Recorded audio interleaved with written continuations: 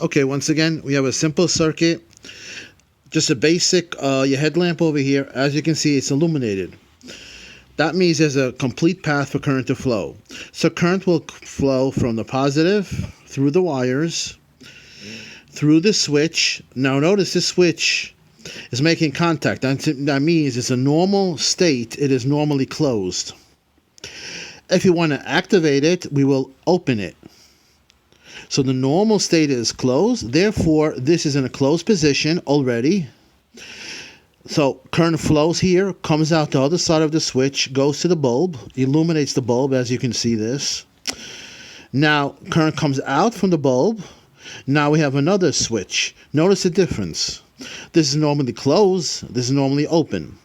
So in the normal position, as you can see this air gap over here, it is open. If we want to activate it, we will close it. Of course, for the current to flow, we have to activate this, not this one, because this is already closed. So if we want to close this switch over here, we activate it. Current can now flow through the switch, come out the other switch, and back to ground. There's our complete path for current. Now, as you can see over here, we have 12 volts at the lamp. Why do we have 12 volts? If you take a look at the components connected to this, there's just wires and a switch. We don't lose any voltage across the switch.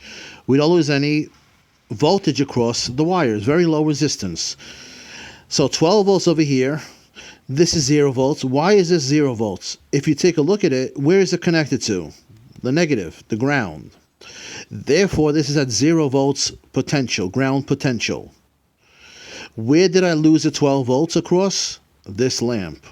How do I know that? Because I measured 12 volts here, and I measured 0 volts over here. Where else can the 12 volts go except across this bulb? Now let's say you have the signal light. The signal light is flashing. Keep on. You had it so many times, and the signal light is out. You go to the rear. What do? The first thing is 9 out of 10 times you'll go and you take the bulb and you'll replace the bulb. About $7, $8, maybe $5, whatever it is, right? You put back a new one. Guess what? Still doesn't work. So you just wasted $5, $6, $7, whatever it cost. Remember, bulbs have a resistance, maybe 10 ohms, maybe less. You can measure that before you go out and spend $6, whatever you spent on it. Number one, you can measure the resistance. Number two, what happens if I do go out and I get a new bulb from AutoZone or whatever, I place it in, and it still doesn't go on. Therefore, so I'm going to say, okay, it's the fuse. So let's say in this circuit there would be a fuse. Measured the fuse was good. Now, the bulb that I just replaced for no reason was good. The fuse is good. What else can it be? What else can there be? You'll say a switch, right? Well, let's say the switch is good. What am I left with then? Well, to make it easier, besides measuring the resistance, we know 12 volts has to go to a headlamp. Any bulb in the car is 12 volts. Therefore, I can take the connector, which is connected to this bulb, to the signal bulb, signal light, and measure it to make sure I have 12 volts before I even go out and buy a new one. The easiest thing to do, and I'll show you how to do it, hopefully one day when I make another video outside, measure the ohms. What you're measuring is actually the filament, to make sure the filament is intact. If the filament is open, you'll measure an open. So therefore, if I measure the bulb is good, I'm going to go to the connector and say, okay, do I have 12 volts? If I don't have 12 volts, that means from here to the battery somewhere opened up.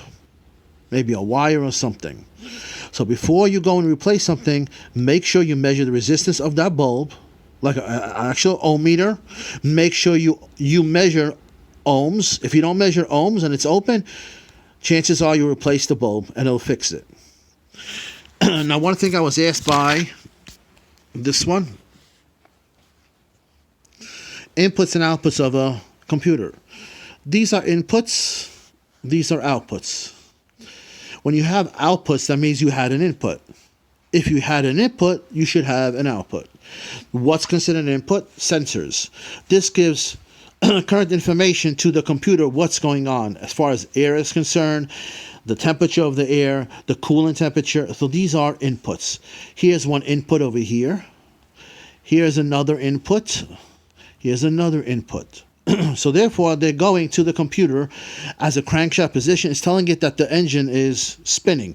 If the engine is not spinning, the computer is going to make decisions. It's going to say, why do I need to give a spark? Why do I need to give fuel? If this is telling me, the crankshaft and the camshaft system is telling me that the engine is not spinning. So therefore, once I go over here and I go and it makes a decision, it comes over here and it says, okay, the solenoids, which would go to in this case, it's the EGR, but it could go to transmission. It could go to, you can have fuel injectors as the outputs. You can have ignition control module controlling the spark.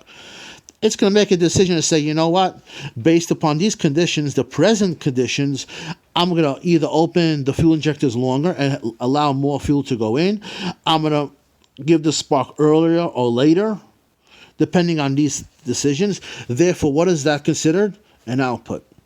So keep this in mind. But the first thing is always you have to have a B plus and a minus always going to the computer. Thanks for watching.